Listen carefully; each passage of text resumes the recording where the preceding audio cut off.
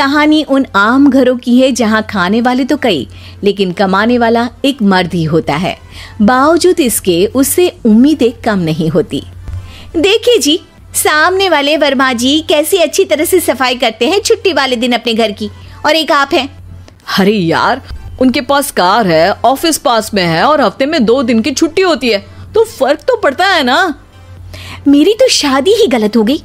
अरे कोई मस्त लड़का मिलता, कमाता भी, घुमाता भी, घर के कामों में भी मदद करता, लेकिन नहीं जी, हमारे वाले को तो कमाने से फुर्सत ही नहीं, और कमाई भी ऐसी कि कोई जरूरत पूरी ही नहीं हो रही है। सुनील बेचारा शीना को देखकर सोचता है कि शीना सही कह रही है। देखने में सुंदर है, घर का सारा काम कर लेती है, उसे तो कोई भी अच्छा लड़का मिल सकता था। क्या सोच रहे हैं? भागने का इरादा तो नहीं है? अरे नहीं मेरी प्यारी बीबी, मैं तो नहीं, पर डर है कि तुम नहीं कहीं भाग जाओ मुझे छोड़कर। शीला सुनील के मुंह से प्यार भरी बात सुनकर मुस्कुराती है। और भी ना। सुनील एक दिन ऑफिस से घर आता है कि तभी शीना कहती है, सुनिए जी, वो मेरी सहेली आई थी, सारा दिन वो लोग यहीं थे, अब जा रही थी तो मैंने कहा नहीं, मेरे पति छोड़ आएंगे ना तुम्हें, तो रोक लिया मैंने। सुनील थोड़ी देर कुछ सोचता है, फिर कहता है, ठीक है, मैं कपड़े चेंज करके आता हूँ। अरे तेरे पति को तो लग रहा है कि अच्छा नहीं लगा। अरे नहीं, ऐसी कोई बात नहीं है, रुको, मैं अभी उन्हें घर के कपड़े दिखलाती हूँ। शीना अंदर जाती है जहाँ सुनील पलंग पर लेटा होता है। अरे क्या मजाक है, वो कह रही है कि आपने मुंह बना लिया। सही तो कह रही है, सुबह से अब ऑफिस से लौटा हूँ, एक कप चाय का तो पूछा नहीं, 20 किलोमीटर जाओ और आओ, और फिर कल उसी टाइम पर ऑफिस। अरे यार, मुझे गाड़ी चलानी आती ना तो बोलती भी नहीं आपको, और कौन सा रिक्शा खींच कर जाना है आपको।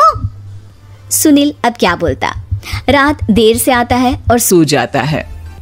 अगले दिन शरीर दर्द हो रहा है। अरे तो मत जाओ ना ऑफिस, चलते हैं ना मार्केट घूमने, फिर पिक्चर देखेंगे और रात में खाना खाकर घर वापस। सुनील जब सारे दिन की थकान वाला शेड्यूल सुनता है तो वो सीधे सीधे ऑफिस के लिए तैयार हो जाता है। अब आए दिन शीना की डिमांड बढ़ती ही चली जाती है और सुनील उसको पूरा भी करता। लेकिन एक दिन, ए जी, मेरा भाई आ रहा है, उसे 2 लाख रुपए की जरूरत है। हाँ तो मैं क्या करूं शीना, मेरे पास इतने रुपए नहीं है। हाँ पता है नहीं है, लेकिन किसी से लेकर तो दे सकते हो ना। अरे मैं किससे मांगू, मेरे तो जानने में भी कोई नहीं है जिसके पास इतनी बड़ी रकम हो। तभी वहां शीना का भाई शीनू आ जाता है। जीजा जी कैसे हैं आप? अब मैं ठीक हूँ शीनू, अचानक इतनी बड़ी रकम की जरूरत कैसे पड़ गई? अरे जीजा जी, वो बिजनेस शुरू किया ना, तो उसके लिए पैसे की जरूरत है। काफी हो चुका है, थोड़ा पैसा बचता है तो मैंने सोचा आपसे ले लूं। अब देखो, मेरे ऑफिस में कुछ लोग हैं जिनकी सेविंग अच्छी है, मैं उन लोगों से बात करके देखता हूँ। सुनील ऑफिस से किसी से पैसे लेकर शीना को दे देता है। शीना वो पैसा भाई को दे देती है। 2 महीने बाद, अरे यार शीना, वो ऑफिस वाला आदमी अपने पैसे मांग रहा है, कैसे दूं? अपने भाई से बोलो ना पैसे दे दे। अरे हाँ दे देगा, कहाँ भागा जा रहा है, आप उनको बोल दो कि दे देंगे। थोड़े दिन बाद, शीना, वो आदमी मुझसे आज भी पैसे मांग रहा था यार, मैं तंग आ गया हूँ। ऑफिस जाते ही सामने उसका चेहरा दिखता है, क्या बोलूं, बार बार पैसे मांगता है। अच्छा, मैं शीनू को फोन लगाती हूँ, बात करके देखती हूँ। शीना भाई को फोन करती है, लेकिन वो फोन उठाता ही नहीं। लगता है भाई कहीं ऐसी जगह है जहाँ नेटवर्क की समस्या होगी। सुनील अगले दिन दोपहर को ही घर आ जाता है।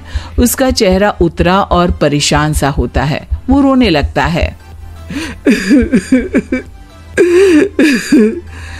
अरे क्या हुआ जी, आप इतना परेशान क्यों हैं? सब ठीक तो है ना?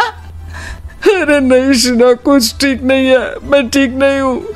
तुम्हारे भाई के लिए मैंने जो पैसे लिए थे, उस आदमी ने आज भरे ऑफिस में सबके सामने मेरी बेइज्जती कर दी।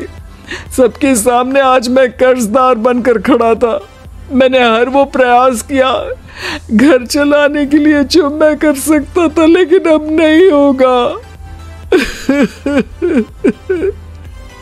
वो फिर रोने लगता है। अरे आप तो औरतों की तरह रो रहे हैं, मर्द हैं आप।